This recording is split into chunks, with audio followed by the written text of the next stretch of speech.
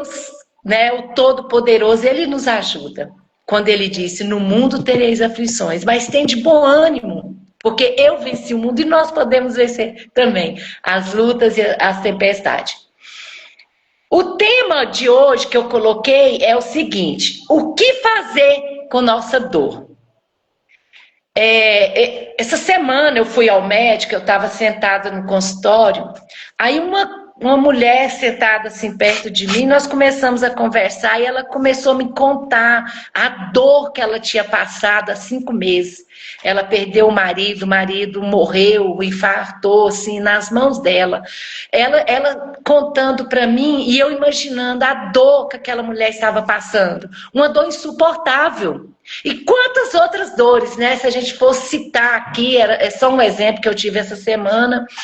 E muito triste, a gente dava assim para imaginar e sentir assim a dor, mais ou menos, né? Que a gente às vezes não consegue nem imaginar a dor da pessoa, né?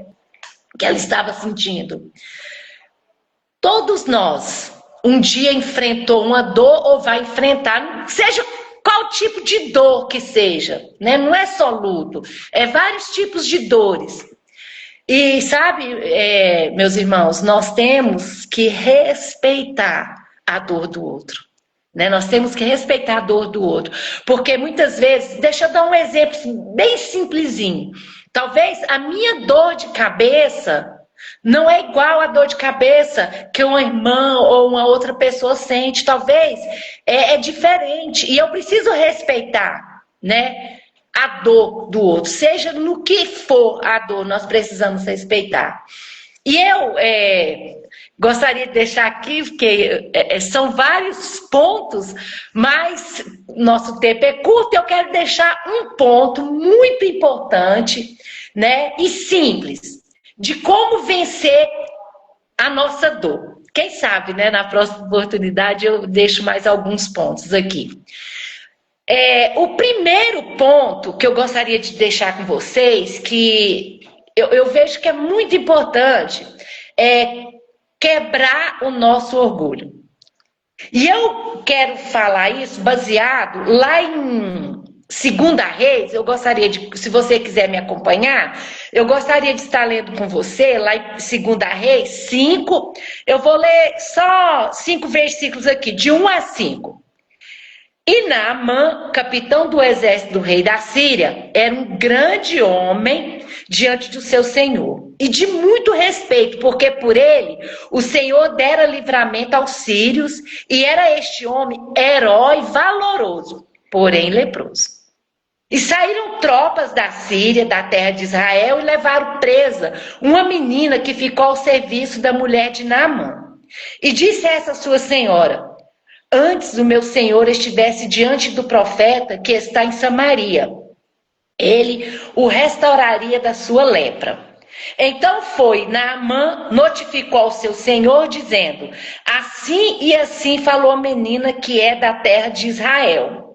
Então disse o rei da Síria: vai, anda, e enviarei uma carta ao rei de Israel. E foi, e tomou na sua mão 10 talentos de prata, 6.000 ciclos de ouro e 10 mudas de ouro. Eu só vou falar um pouco do contexto aqui, mas eu acredito que muitos já conhecem essa história. Naamã, um capitão, né, do exército ali do rei da Síria, um capitão muito valoroso dali, né? Ele foi até Israel numa guerra e lá, eu vou resumir aqui, eles trouxeram algumas pessoas de Israel como servos, né, escravos ali para a Síria. E ele trouxe consigo uma menina e ele levou para a casa dele como serva para trabalhar ali para a esposa dele. E aquela menina, ela começou a observar aquele homem e ela descobriu que ele tinha uma lepra. Olha só, dá outro estudo, né? Mas eu não vou entrar aí. Aquela menina foi como escrava e o que ela fez?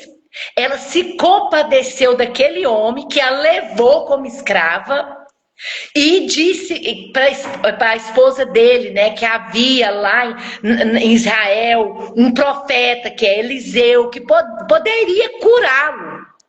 E ela que fez de tudo para que aquele homem, aquele capitão do exército da Síria, fosse até lá para ser curado. Gente, é uma bênção, né? As pessoas serem assim. Ela perdoou, né? Mas eu não vou, não vou falar sobre essa menina. Eu gostaria de falar um pouco sobre esse capitão. Era um homem muito, muito honrado ali na Síria, né? Comandante ali do rei da Síria, todos os respeitava, o rei o respeitava, tratava ele muito bem.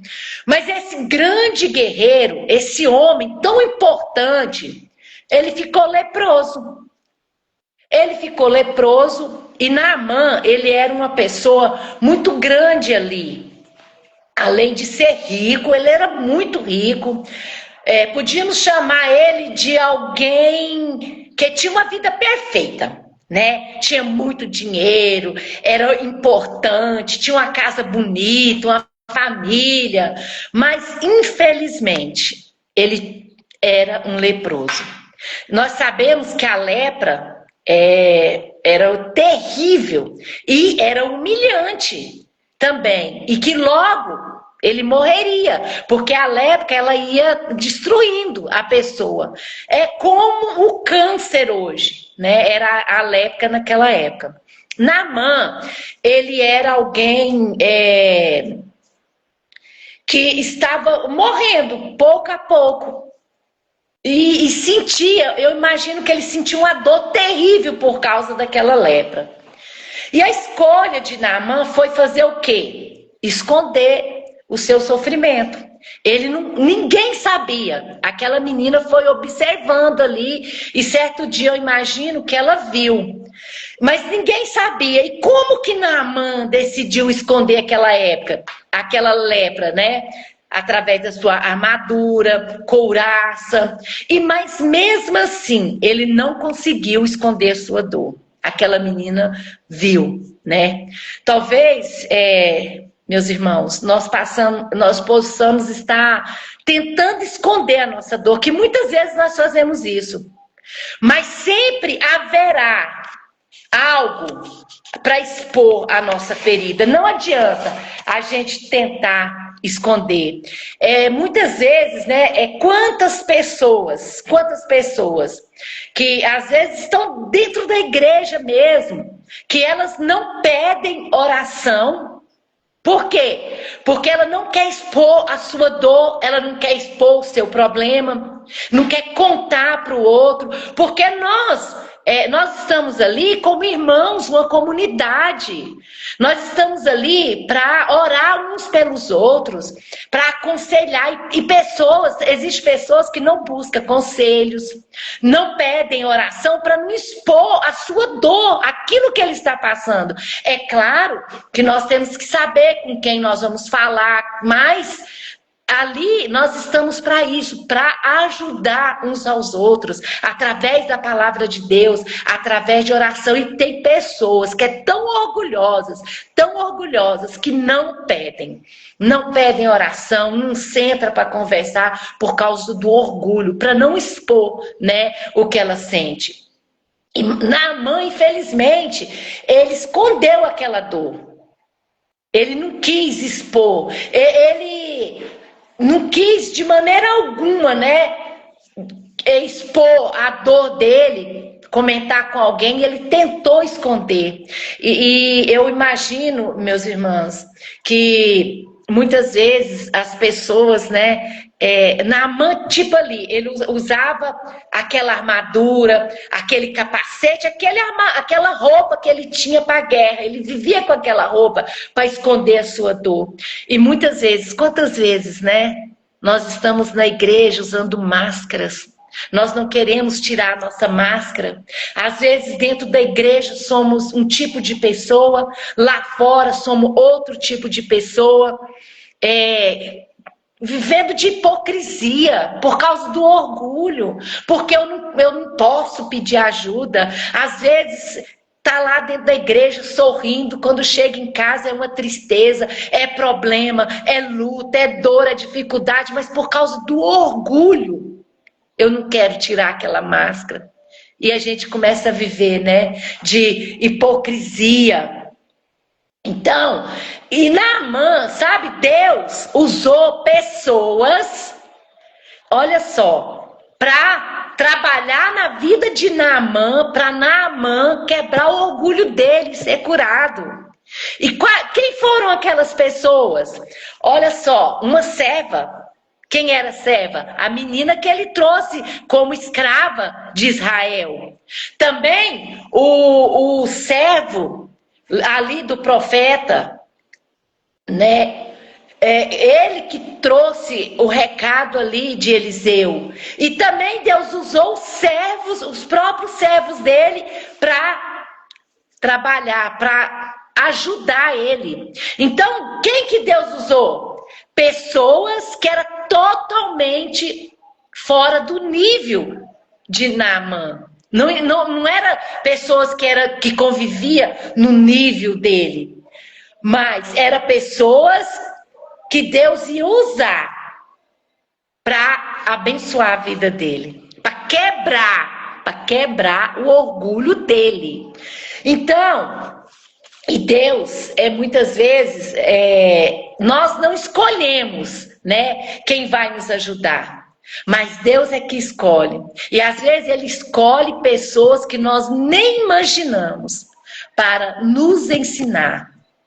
Para fazer com que nós venhamos nos submeter à vontade dEle e quebrar o nosso orgulho. Naamã se submete a Deus. Naamã, quando ele ficou sabendo, né, que tinha esse profeta ali, o profeta Eliseu, ali ele foi atrás do rei, pediu uma carta e desceu até ali o profeta. E quando chegou lá, ele chegou, e a Bíblia fala, né, depois eu não vou ler por causa do nosso tempo, mas a Bíblia fala que quando ele chegou lá, ele pensou que ele ia chegar lá, ia ter honrarias, ia chegar, ia ser bem recebido e tudo, não. Quando ele chegou, por incrível que pareça, Eliseu nem saiu na porta. Sabe o que Eliseu fez? Eliseu mandou o seu servo, Geazi, receber e só mandou um recado. Vai, desce até o Rio Jordão e mergulha 7 vezes. Meu Deus! Isso para Naamã, imagina. Como que foi para ele chegar ali e só receber esse recado? Muitas vezes, meus irmãos, as pessoas, né, eu não posso expor a minha necessidade, eu não posso expor a minha dor, é preciso impressionar. Por quê? Porque eu preciso impressionar as pessoas. Não, eu sou perfeita, eu não tenho problema, eu não sinto dor, eu não tenho necessidade, eu tenho uma família maravilhosa, perfeita. E às vezes a gente quer cobrir isso. Usando máscara, né? E não entrega a Deus as suas necessidades. Por causa de quê? Por causa do orgulho. Não entrega a Deus as suas dores por causa do orgulho. Então, e como foi que Deus tratou com Naamã? Para mostrar para ele, para ele vencer e receber o milagre, para nós vencermos e recebermos o milagre.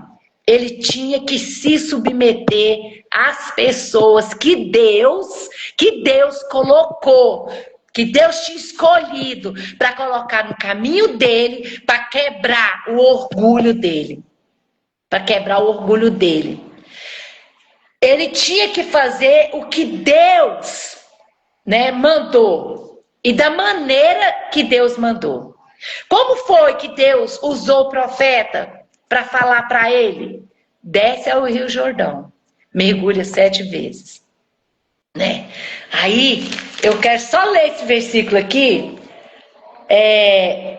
o 11 e o 12 diz assim: porém Naamã muito se indignou e foi dizendo: eis que eu dizia comigo, certamente ele sairá, pôr-se-á em pé, ele estava falando, né? Como que ele seria recebido? Eliseu ia colocar em pé diante dele, oh meu Senhor, e tratar ele com todas as honrarias.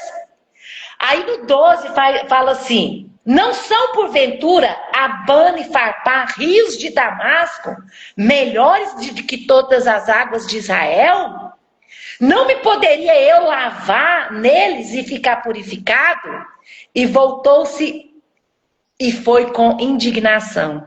Olha só, ele começou a reclamar, porque o Rio Jordão era um rio sujo.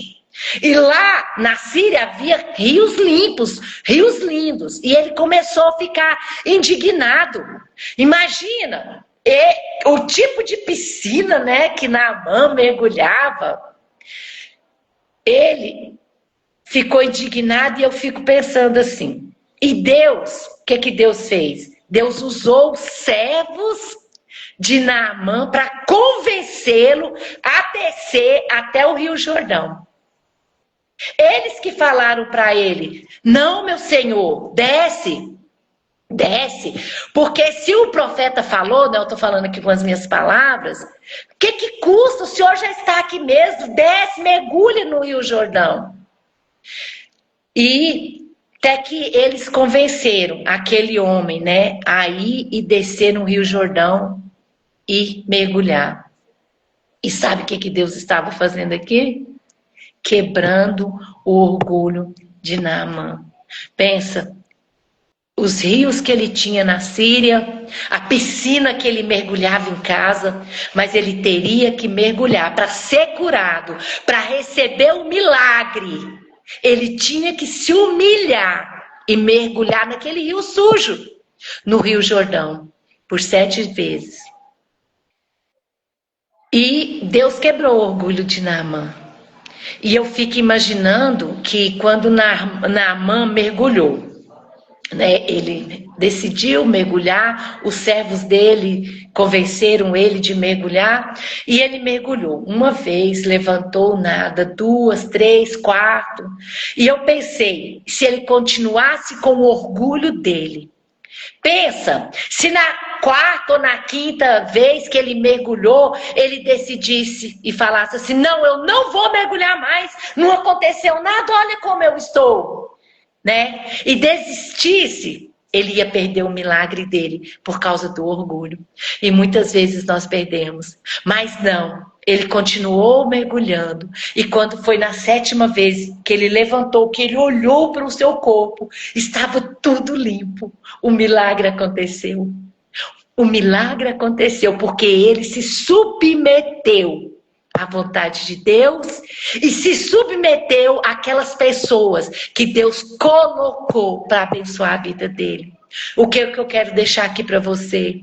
Deus coloca pessoas nos nossos caminhos. E Deus quer nos abençoar, mas muitas vezes nós perdemos o milagre, nós perdemos a bênção por causa do nosso orgulho. Tira a máscara, nós precisamos tirar a máscara. Eu não estou dizendo que você tem que sair falando da sua vida para todo mundo, não. Mas Deus coloca pessoas na nossa vida para nos abençoar e muitas vezes nós não queremos, né, nos submeter à vontade de Deus. Então, precisamos quebrar o nosso orgulho, sabe por quê? Nós precisamos uns dos outros. É por isso que nós estamos aqui. Nós precisamos orar uns pelos outros. Nós precisamos muitas vezes conversar, desabafar, pedir conselho. É claro que eu sei com quem eu posso pedir conselho. Eu sei a quem eu posso ir para pedir oração. Não permita que o seu orgulho impeça você de receber o milagre que Deus tem para a sua vida. Amém? Então foi simples. É uma lição simples, mas poderosa. Que você possa trazer isso para a sua vida.